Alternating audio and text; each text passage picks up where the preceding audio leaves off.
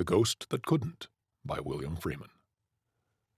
'Twas lacking some 3 minutes of midnight when, taking my accustomed stroll from Culpeper House to Tarleton, I chanced upon faithful John. His face, methought, was even greyer than usual, and he looked wearied to extinction. "What fortune?" I asked him. "None," he groaned. "Yet, since you're here, I would fain discuss the matter as one friend with another." I tucked my head comfortably under my arm, and side by side we drifted along the terrace and into the house. One of the maids, gossiping late with a footman, perceived us, and, shrieking, dropped her candle and fled. My comrade, scarce smiling at the compliment, bent to extinguish the flame, and passed on. "Our calling, it seems, hath not wholly gone to the dogs," he said bitterly. "Which, since there are 2 of us—" "Each of the 17th century," I reminded him. Edward Culpeper, whose honourable shade 'tis my fortune to be, lost his treasonable head in the reign of the 2nd Charles, while John gained his ghostship some 20 years later in rescuing the Tarleton heiress from the pool near the Great Elm. We climbed the stairs and passed into an attic, lozenge-shaped, and filled chiefly with dust and moth-eaten boxes and furniture. 'Twas a meeting-place high in favour with us, seeing that none of the family were over-anxious to explore it after dusk. "For 200 years I've haunted," quoth John, toying with his wet cloak. "'Tis ever wet, and its drip, drip, drip, and the damp patches which it leaves are highly valued by him, as being fretting to the stoutest nerves. And now, to be flouted by a minx of 19!" I pressed his bony hand in sympathy. 'Twas a state of affairs too monstrous to be tolerated. Every member of the squire's family acknowledged his spectral rights. At Yuletide 'twere the rankest heresy to question them. But Sir Francis had ever had a weakness for indiscriminate hospitality, and among his guests this season had come, with her sire, one Mistress Mamie Tonks of Tonksville, Pennsylvania. To her, as a matter of courtesy and honourable custom, faithful John had hastened to pay his devoirs. I myself had not encountered her, save from afar. "Thrice have I crossed her path in the hall," saith John, his voice broken with the shame of the thing, "and once again in the library, and each time she hath looked through and beyond me, with never so much as a flicker of an eyelash. The wench is, 'twould seem, an American, being of a nation of which but little was known in my early days, but which is now very puissant and mighty." "Continue," quoth I. "Within a week there is, as thou knowest, a meeting of the Grand Council of Spectres. If I appear before them with this indignity upon me, 'twill mean expulsion." I dragged a trunk across the floor. It made some noise, but Alaric P. Tonks of Tonksville, Pennsylvania, slumbered below, and I bore him no goodwill, and seated myself upon it to ponder the matter. "You say that you passed this chit in the library. Was she reading?" "Aye." "Didst note what she read?" "'Twas Plato, and methinks Marcus Aurelius." "But restrain thine impatience, good Jack. If they were in the original, she is indeed a scholar. But if they were in the vulgar tongue, experience teacheth me that she may be upon the brink of love, though knowing it not." "In sooth they were translations, such as are bound in lambskin of a delicate tint and texture, and have wide margins. But as for love—" "Therein lies thine only hope. Reason and science, our twin enemies, tell her that we do not exist, from which cause she flouteth us. But if we can awaken those emotions under which no women and few men retain their reason, peradventure all may yet be well, and thine dishonour averted." "True," he admitted, sighing so heavily that the casement rattled. "And there are rumours abroad that young Stephen Verity from London is enamoured of the lass. He himself is but little influenced by ghostly visitations, being as it were marred by much writing of a transitory kind, such as is termed journalism, the which corrodeth while it doth stimulate the imagination. Also, since the young man's means are meagre, her father will lend small ear to his pleadings, though he might yield if she insisted. I rose abruptly. The snores of Alaric P. Tonks in the room beneath ceased for a space, and then were renewed. There may be other means of bringing this matter to a head. Let us first visit the youth. Faithful John wagged his grey head until his vertebrae rattled. Beshrew me, but thou art indeed a friend, and a right helpful comrade. We stole from the attic to young Verity's apartment. His sleep was restless, and broken by many movements and mutterings. Twice we caught the word Mamie. For a space we stood regarding him, not without pity. Then, on a sudden, John crossed to a table beneath the window, seized upon a wisp of paper, and fell to capering delightedly. See, a love missive, which the poor fool hath had neither the hardihood to deliver, nor the resolution to destroy. I took the paper from him, and read, "To Miss Tonks, may I speak to you alone on Christmas Eve by the pool under the great elm? I have something that I must tell you, and there will be no other opportunity. Stephen Verity." "Listen," quoth I to John, and catching him by the shoulder-blade whispered a plan in his ear. As we left the room together, the lad stirred, but did not waken. From the first, it had been my intent to deliver the note to the wench, and as fortune would have it, we encountered her at the very door of her apartment. Her glance passed over us, through us, beyond us, and even in the bitter ignominy of that moment, I perceived that she was fair enough to set any youth a-muttering in his slumbers, with a white skin, eyes as dark as sloughs, and a small, red, prideful mouth. She yawned a little, and smiled. "Gee whiz, but I've had a bully evening," quoth she. At that, John gave a whistling moan and vanished. For myself, I dropped the missive at her feet and slipped back into the shadows. She stooped and picked it up daintily from the floor. "Guess this billy-doo's been dropped by one of the hired girls," she murmured, and made as though to cast it aside, and then, perceiving a fragment of her own name, was moved to open it. I witnessed her face flush. "Never," saith she, stamping her foot, and then, What impudence!" Natheless, 'twas not entirely without hope that I wended my way back to the terrace and to faithful John. On Christmas Eve we met upon the terrace again. 'Twould seem that my trusty comrade had regained something of his wonted cheerfulness.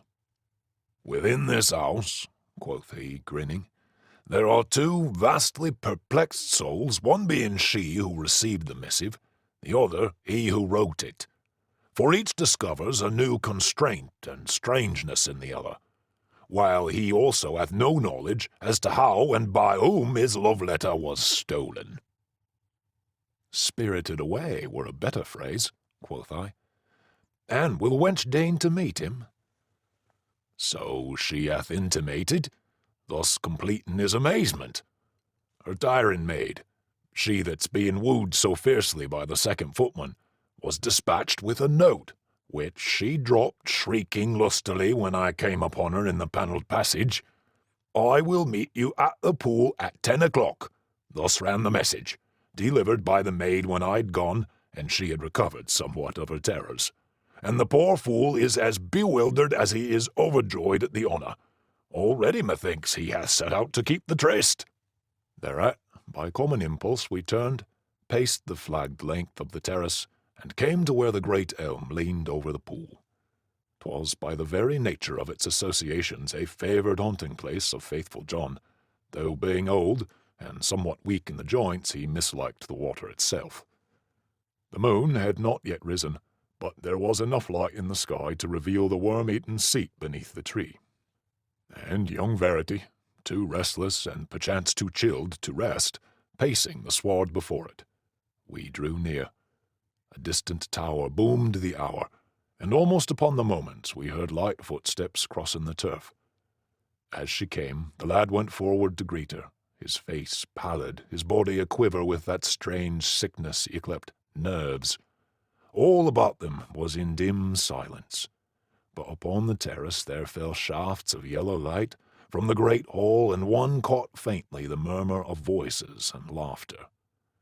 Faithful John, who despite his years never lacked tact and proper understanding, would have made himself known. But I drew him back, knowing well that neither was in the mood for ghostly manifestations. For a space they faced one another. 'Twas Verity who spoke first. "Oh, awfully chilly, isn't it?" "Awfully." "Ripping the park looks in the moonlight. What?" "Top hole," quoth she.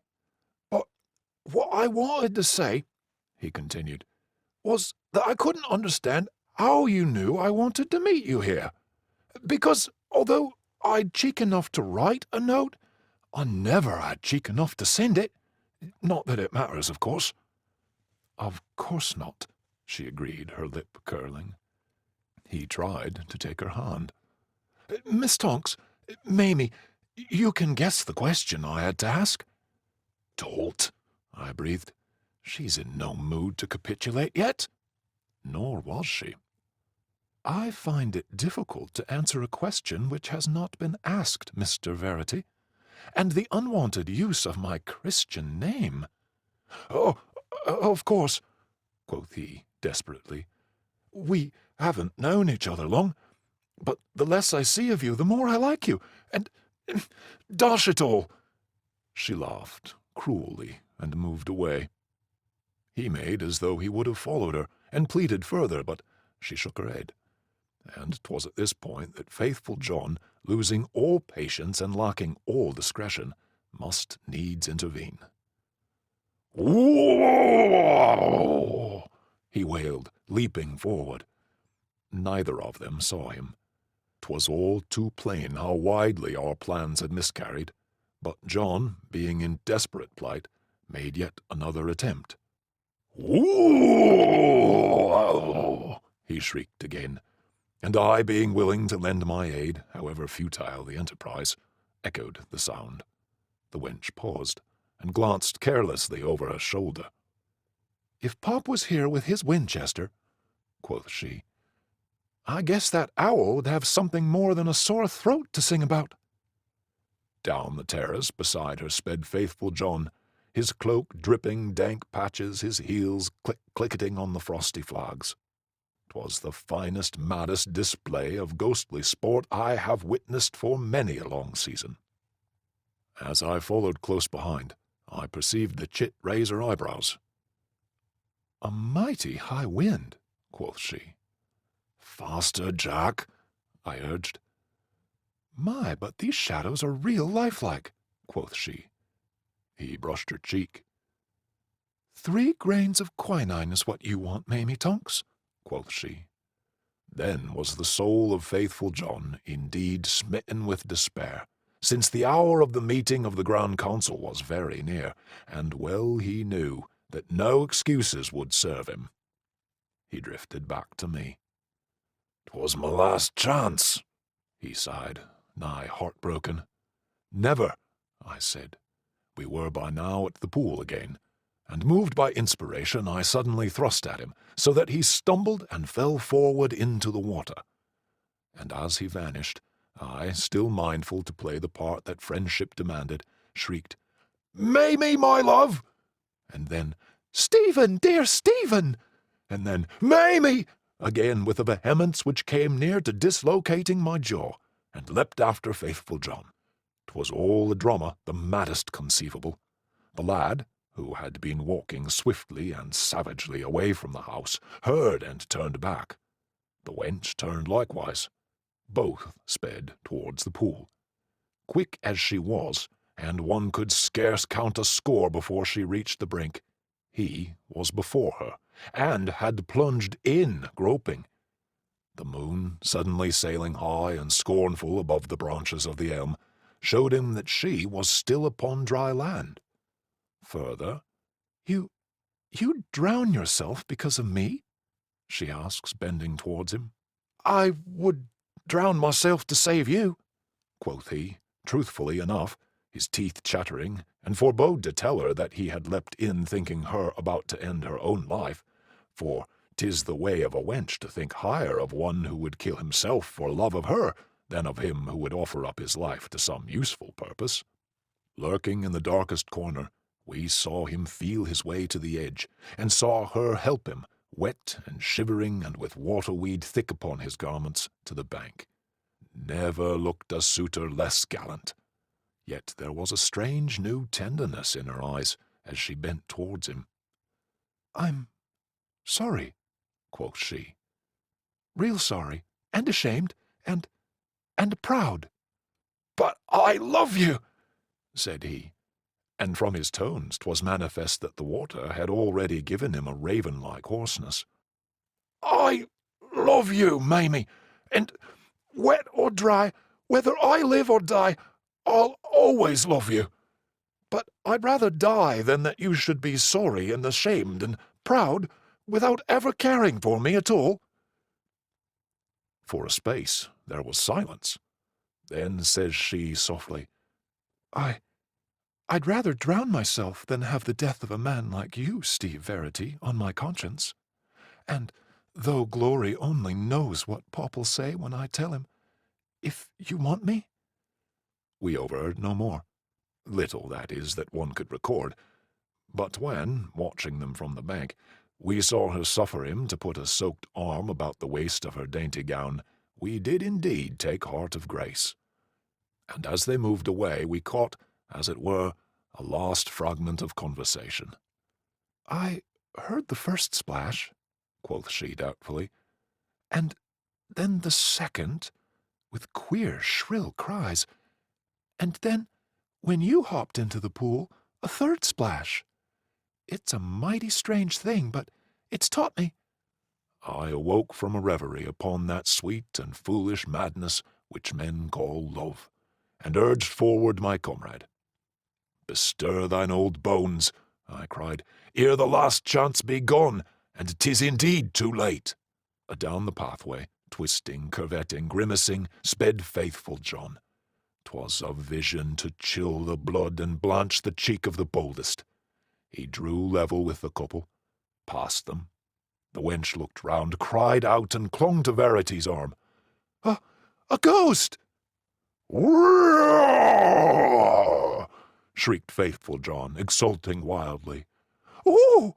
she shuddered, leaning weakly on the lad's breast. "Whirr!" "And I never believed in them," quoth she faintly, closing her eyes. "Nor I," he echoed, sneezing. "Whirr!" began faithful John for the third time, when clear and deep the clock on the village church boomed midnight. We vanished joyously. There were great happenings at the Grand Council of Spectres that night. Gibbet Hill by Bram Stoker. When I left the Royal Huts Inn on the top of Hind Head in order to visit the Devil's Punch Bowl in Gibbet Hill, immortalized by Turner in the Liber Studiorium, I passed along a wide straight road, the new high road between London and Portsmouth, and shortly came to the edge of the Punch Bowl and easted my eyes on its beauty. The fog, which had been heavy in London when I left on this mid-October morning, extended even to Haslemere, and hung in the valleys so that the tops of the Surrey hills rose like islands from the sea of mist, and in the brilliant sunshine, which glorified these upper levels, softened and mellowed all the wide expanse of hill and dale and down which ranged between me and the southern coast. The hill gave steeply on all sides, save the northwest, where the circular valley opened to the plain below. All the summer tints were chastened and mellowed.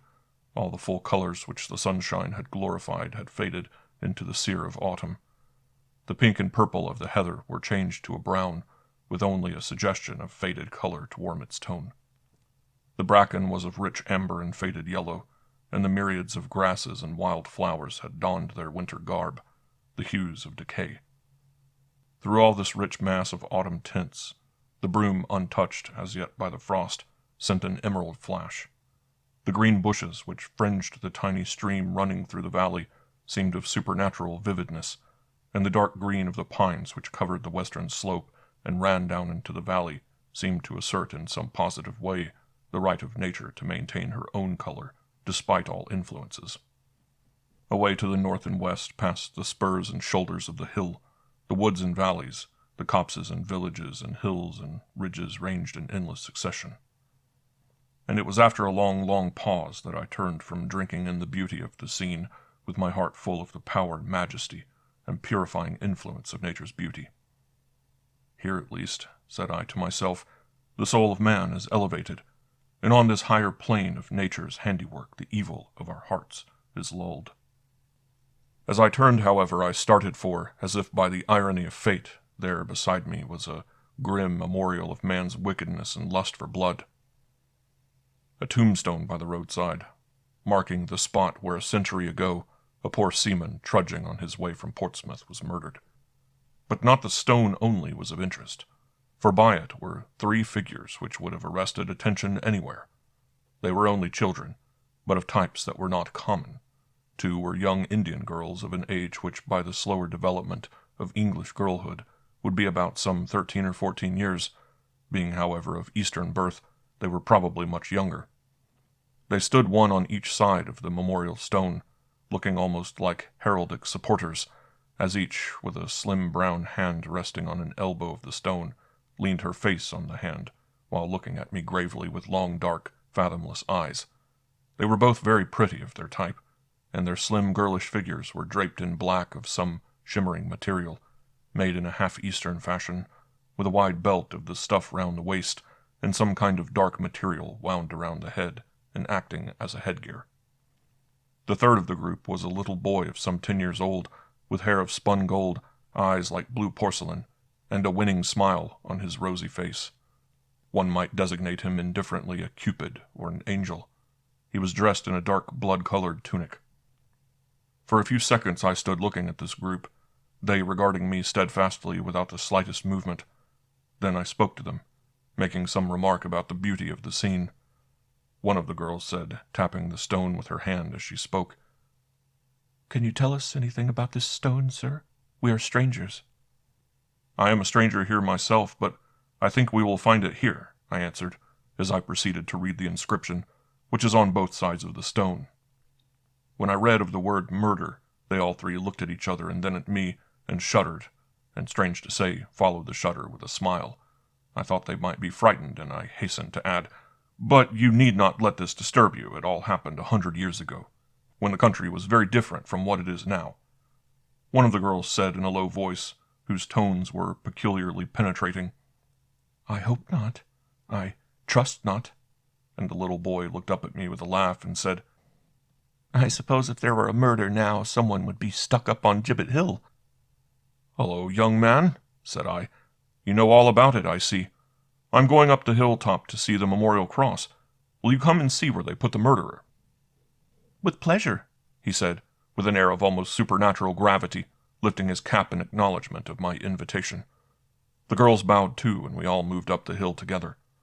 As we went, I noticed that the boy had one of his hands tightly clenched. "What have you got there?" I asked of him.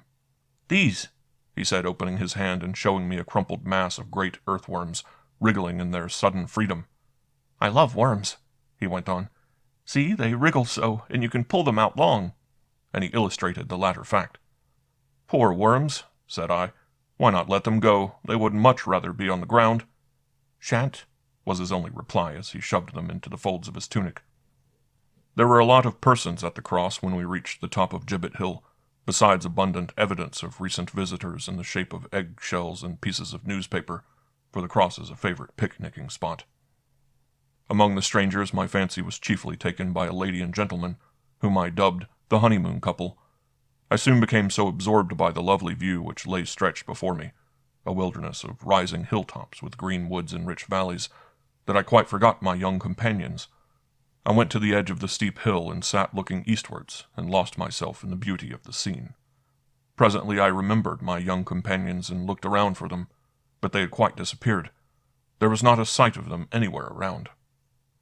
My departure from London had been early, and the walk from Hazelmere in the blazing October sun a little fatiguing, so after a while, when I had been all around the summit of the head and had, so to speak, boxed the scenic compass, I took my way to a deep shady grove of hazel and beech, with tall pines rising over all, one of those dense copses that creep up from the valley, throwing jagged spikes of greenery up the slopes of the hill.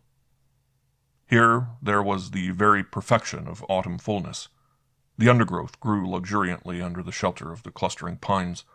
The brown of the bark and the bluish bloom of the foliage of the pines, as one gazed into the half-dim aisles between them, the sweet aromatic odor which they exhaled, the sleepy silence, accentuated only by the hum of nature's myriad vitalities, the soft rich grass, whose summer greenery stood untouched as yet in the sheltered dell, all invited to repose. With a blissful feeling of content, I stretched myself on the grass, and soon lost my thoughts and my consciousness in the interlaced branches above me. How long I slept I know not, but it must have been a good while, for I felt thoroughly refreshed as to brain, and with that half-aching sense of cramped muscles which comes after a long period of unchanged attitude. And there was over me that mysterious sense of elapsed time which tells philosophers that our thought is continuous in some form or another. There was, however, no sense of duty omitted, no press of coming work, which in such cases destroys the charm of awakening. I knew that there was ample time before me, and that I might muse on unchecked, that I could revel to my heart's content in the sense of freedom and enjoy the freshness and purity of the air in this wonderful spot. And so I did not stir, but lay on my back with my hands under my head, looking up into the branches and watching the gleams of light struggle through the tracery of leaf and branch. I thought of many things in that luxurious half-dreamy way which belongs to the leisure of a habitually busy man, taking up a thread of thought and dropping it again, swaying between general and particular ideas, in all ways realizing that greatest of pleasures, intellectual laissez-aller. There was in the air the same faint hum of varied sounds which had at first lulled me to sleep, but somehow the volume was richer than before, more full and satisfying to the ear, and with a special significance, as if not only all nature was speaking, but that there was some one voice amongst the myriad more potent than the rest. I listened with a growing interest, and the sound seemed to take a more definite place amongst nature's harmonies. It was not as if it grew in loudness, but merely as if the vibrations accumulated, coming in waves more quickly than they could die away. Gradually all the other noises seemed to die away, and I heard only this one sound. It seemed to be closer and closer as I began to distinguish more clearly, until I shortly came to the conclusion that its source was separated from me by only some score of yards. Then I began to be able to analyze it a little. In general effect it was like a sort of musical muffled corncrake, a corncrake in a whisper, but with some subtle prevailing sweetness which seemed of almost irresistible attraction. Presently I raised my head from amongst the bracken where I lay, and looked whence the sound proceeded. There, to my surprise, in an open dell, where the light fell through a break in the trees, were grouped the children whom I had seen. The two girls were seated, and between them the little boy stood up. One of the girls held in her left hand something which looked like a set of Pandean pipes, made of thin canes but slightly thicker than wheaten straws. Across this she drew something attached to the fingers of the right hand, which made the base of the strange corncrake sound. The other girl held a shell with strings across it which she touched lightly, and the boy had a sort of reed flute, which gave forth a peculiarly long sweet note, but which blended in the mass of music. Then the girls joined in a sort of monotonous chant of strange sweetness, but very, very faint. They were all three looking well to one side of me. By and by the girls stood up. They all turned slightly, and I could see that they were evidently turning slowly in a complete circle, as though seeking in every direction around them. As they began to face my direction, I sank down again into the bracken, so that they might not see me, for the affair began to absorb my interest. I took care, however, to peep through the fronds of the bracken, and see all that went on. A very short time elapsed before my attention was diverted, and in not the most pleasant of ways. Hearing a stir and rustle among the dead leaves beside me, I looked round, and almost jumped to my feet, For there close by and approaching closer was a large snake of the blind-worn species. It came straight towards me and actually passed over my feet. I did not stir, and it went on, heeding me no more than if I had been a log of wood, and wriggled away toward the group in the sunlit glade. It was evidently attracted by the strange, weird music, and as this was my first actual experience of serpent charming, my interest grew, and I watched the little party more closely than before. They went on with their music, and the snake approached closer and closer, till at the feet of the fair-haired child it stopped, and curling itself into a spiral, raised its head and began to hiss. The boy looked down, and the girls turned their eyes towards him, but the music did not stop for a moment. On the contrary, it grew something quicker. Then the snake twined itself around the child's ankle and began to climb its way up his body, wriggling round and round his leg and thigh, and up, till at last it crawled along the arm that held the flute. Then suddenly the music stopped. The two girls stood up, and the boy stretched out his arm with the snake wound round it, with his hand stretched out wide open, the palm upwards. The snake remained perfectly still, as if transformed into stone. Then the girls took hands and circled slowly around the boy, uttering a low, whispering, mysterious chant, something the same as the earlier one, but this time in decrescendo as compared with the former crescendo, and in a minor key. This went on for quite 2 or 3 minutes. The boy remained perfectly still, with his arm extended and his blue eyes fixed on the snake. Then the latter raised its head slightly, and seemed to follow with it the movements of the circling girls. They continued their slow movement, round and round, the snake's movements being more and more pronounced with each revolution, till presently it was boldly turning, like the automatic motion of a firework, around the boy's arm. Gradually the motion of the girls got slower, and that of the snake correspondingly less, till presently the girls' movement and the low crooning music, which had never stopped, died away altogether, and the snake hung, a dead mass as limp as a piece of string, across the boy's hand. The boy never moved, but the girls let go each other's hands, and one of them, who had stopped just in front of the boy, took the snake by head and tail and seemed to gently pull it out straight. When she let it go, it lay across the boy's hand as stiff as a piece of wood. There was something uncanny about this, which recalled to me recollections of a man whom I had once seen in a cataleptic fit, and whose body retained any position into which it was put, no matter how grotesque or how uncomfortable or strained. The snake seemed to be under some similar condition, and with strange curiosity I awaited the next development. The boy continued impassive, his hand still stretched out, and the snake resting across it. The girls stood a little in front of and on either side of him, so that the outstretched hand was midway between them. Then began some questioning between them in a language which I presumed to be some form of Indian, but which I did not understand. Both voices were sweet with a peculiar penetrating power, but one of them I seemed instinctively to fear, although it was the sweeter and softer of the two. Somehow, and the idea was quite spontaneous, it seemed to suggest murder. From the tones and inflections of the voices I gathered that all utterances were put in the form of questions, a supposition shortly confirmed in a strange way, for the answers were given by the rigid snake. When each girl in turn had had her say, and they suggested positive and negative in their tones, the snake would slowly turn around like the needle in a compass and point its head to either one. The sweeter voice seemed to be the positive, and the other the negative in the inquiry. And in all the earlier questions the snake, after turning slowly round, remained with its head towards the negative. This first seemed to disturb and then annoy the positive inquirer, and her voice grew more deadly sweet and penetrating, until it made me shudder. Then she seemed to get more and more enraged, for her eyes gleamed with a dark, unholy light, and at the last came her question in a keen, thrilling whisper. For answer the snake then spun round quicker and quicker, and suddenly came to a dead stop in front of the other girl. The disappointed one gave one fierce, short, sharp sound like a dog's bark, whilst a look of deadly malice swept over her face, and then passed away, leaving it as serene as before. At the same instant the rigidity of the snake collapsed, and it hung for an instant as limp as before, and then slipped to the ground, and lay there, all in a heap without motion, as if dead. The boy started as though from sleep to waking, and began to laugh. The girls joined in the cachinnation, and in an instant the glade, which had seemed so weird, grew instinct with laughter as the children chased each other into the recesses of the wood and disappeared from view. Then I rose up from the bracken where I lay. I could hardly believe my eyes, and thought that I must have been sleeping, and have dreamed it all. But there lay the seemingly dead snake before me as a palpable evidence that I had beheld a reality.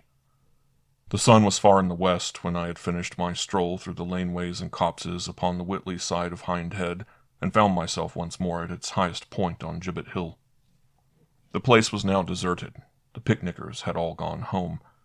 The pony traps and donkeys and parties of school children had disappeared, and nothing remained of the day's visitation but the usual increase in old newspapers and broken eggshells. As the light was just beginning to fade and the air grow a shade colder, the sense of loneliness was more than ever marked. But I had come from the midst of the hum and turmoil of the city to enjoy this very loneliness, and its luxury was to me unspeakable. Down in the valleys the mist still lay dim and fleecy white, and from it the hilltops rose dark and grim. A belt of cloud fringed the whole horizon, and above it stretched a sea of sulphur yellow, flecked here and there with little clouds of white which, swimming high above the level of the hill, caught the last splendors of the sun, now obscured by the horizon.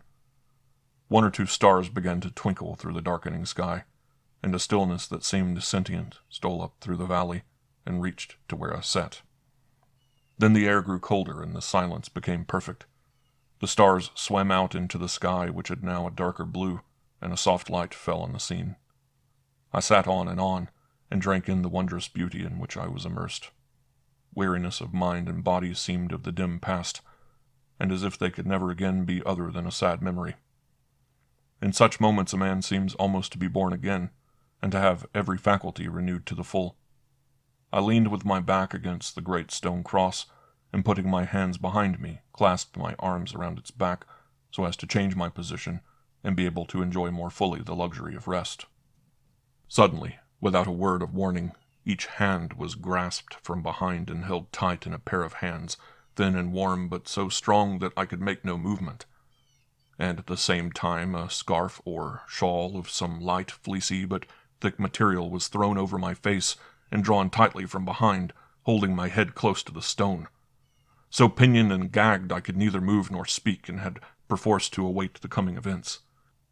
Then my hands were tied with a string put around the wrists and drawn tight, so that I was fixed more firmly than before. I could hear no sound, and took it for granted that I was being prepared for robbery. I was alone, far away from everyone, and in the hands of men stronger than I was myself, and so resigned myself to the situation as well as I could, secretly thankful that I had only a small sum of money with me. After a time which seemed long, but which was probably of but a few minutes' duration, the scarf was pulled down so far that my eyes were free, though my mouth was still covered, and I was unable to cry out. For a few moments I was too much surprised even to think as strange what I saw before me. Instead of burly footpads with rude manner and coarse force, there were the 3 children who had arrested my attention earlier in the day. They stood before me perfectly still and silent for a little while, their eyes being the only features which expressed either consciousness or interest of any kind.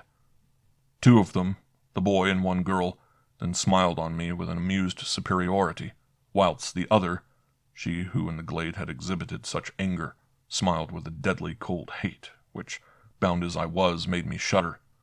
This latter then approached me closer, the others remaining quite still and looking on with their superior amused smile. She took from her waist, where it was concealed in the folds of her dress, a long sharp dagger, thin, double-edged, and lethal-looking. This she proceeded to flourish before me with extraordinary dexterity and rapidity. Half the time its keen edge actually touched my skin, and the contact made me wince. Anon she would dart towards my eyes till I could feel its cold point actually touching my eyeballs.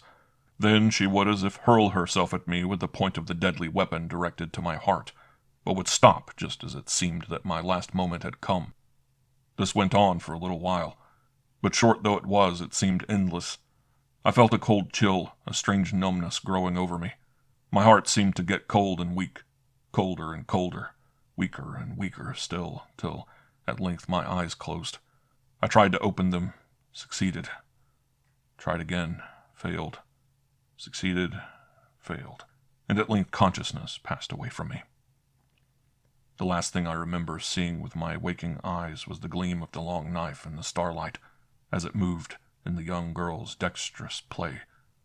The last sound I heard was a low laugh from all three of the children. The voice in my ears was dim and distant, but it gradually grew louder, and the spoken words became intelligible. Wake up, man! You'll get your death of cold!" Coldly the words struck home, for there was at my heart a numbness and a chill as of death. My consciousness struggled back into existence, and I opened my eyes. It was now much brighter, for a great yellow moon had arisen, and the common was flooded with its light. Beside me were two persons whom at once I recognized as the honeymoon couple of earlier in the day. The man was bending over me and was shaking me roughly by the shoulder, whilst the lady stood by looking on anxiously with her hands clasped. "He is not dead, George, is he?" I heard her say. The answer came, "No, thank goodness. He must have fallen asleep. It is a mercy that you had the inspiration to come out to see the moonlight view from here. He might have died of cold. See, the ground is white with the hoarfrost already. Wake up, man. Wake up and come away." "My heart," I murmured. "My heart," for it was icy cold. The man looked more serious and said to his wife, "Bella, this may be serious. Could you run back to the hotel and send someone if necessary? It may be that his heart is affected." "Certainly, dear. Shall I go at once?" "Wait a minute first." He leant over me again. The past was coming back to me quickly, and I asked him, "Did you see anywhere some children? 2 Indian girls and a fair-haired boy?" "Yes, hours and hours ago, as they went down the London road on a tricycle. They were laughing, and we thought them the prettiest and happiest children we had ever seen. But why?" My heart, I cried out again, for there was a coldness which seemed to numb me. The man put his hand over my heart, but quickly tore it away again with a cry of terror. "What is it, George? What is it?" almost shrieked the lady, for his action was so sudden and unexpected that it thoroughly frightened her. He stood back, and she clung frightened to his arm, as a large blind worm wriggled itself out from my bosom, fell on the ground, and glided away down the hillside into the copse below. The Ghost in Piccadilly by Jessie Adelaide Middleton. Piccadilly, the brightest and gayest thoroughfare in London, has its ghost story, and a gloomy and sinister one at that. Here is the story, as it has just been related to me. 2 women journalists, whom we will call Miss Grey and Miss Martin, who shared rooms together, were, not long since, in search of a small flat or suite of apartments not too far from Fleet Street, but in a good neighborhood. Noticing that some rooms were to be let in Piccadilly over a large shop, they called at the house to make inquiries about them, fearing at the same time that the high rent usually charged in such a central locality would be far beyond what they could possibly afford. They were shown the rooms, which included a good-sized kitchen, and found them in every way most comfortable and desirable. When they asked the rent, the caretaker, to their great surprise, named so preposterously small a sum that they thought at first they had misunderstood her. Rooms on a first floor in this fashionable neighborhood usually let for many times the amount, but, thinking themselves lucky to get them at such a bargain, they asked no questions, and took the suite for 6 months, moving into them on the following Wednesday. On the Wednesday evening they both went out, either on business or to a theatre, and did not return until 11:30. On returning home, Miss Grey went to the kitchen to warm some soup which had been left in a covered saucepan on the top of the gas stove for supper. Miss Martin, meanwhile, was busy trying to make up the fire which had been banked up before they went out, and which still contained some smoldering embers, which she tried to stir into a blaze.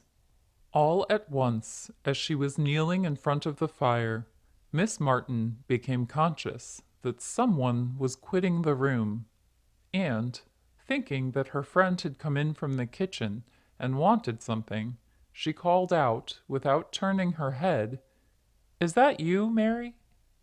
There was no answer, so she went to the kitchen and asked Miss Grey if she had come into the sitting room for anything. "I have not been into the sitting room," said Miss Grey. "I have never left the kitchen. You must have been dreaming." No more was said about the matter, and after supper the girls, who slept in separate rooms, retired for the night, being very tired. Later, Miss Martin woke up suddenly, with the ghastly feeling that there was someone moving about her room. It was not quite dark, as the blind was half up, and a street lamp in Piccadilly shone into her window. To her dismay, she saw, standing over her bed, the figure of a hideous old woman, with goggle eyes and prominent teeth, who leered at her in a most hideous manner. Making a great effort at self-control, for fear of frightening her friend, she refrained from calling out, and remained quite still. The figure regarded her for a moment with an evil look, and then, to her intense horror, lay down on the bed beside her with a deep sigh. This was more than she would possibly stand, in spite of her courage, and with a violent effort she wrenched herself away to the other side of the bed, and rose up to find herself quite alone. After searching the room, she forced herself to get into bed again, feeling that perhaps she was the victim of some delusion or nightmare. And, being very tired, she soon dropped off to sleep again, and slept through the night without any further disturbance.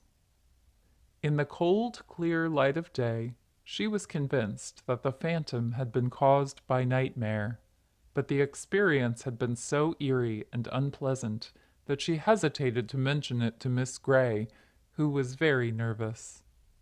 The next night she went to bed and to sleep, as usual, but soon after midnight she was awakened by something lying across her bed and apparently trying to strangle her, for two hard, thin hands were twined tightly round her throat, choking her life out. With a great effort she grappled with the phantom, and eventually tore the clinging hands from her neck. As soon as she had done so, she became unconscious, and the next thing she knew was that she was lying in bed in broad daylight, feeling stiff and sore, with her throat smarting painfully.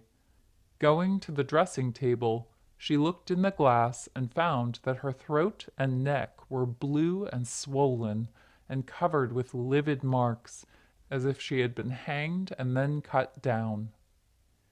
Concealment was no longer possible, and the two journalists promptly left the rooms. They related their experiences to the landlord, and naturally met with no credence.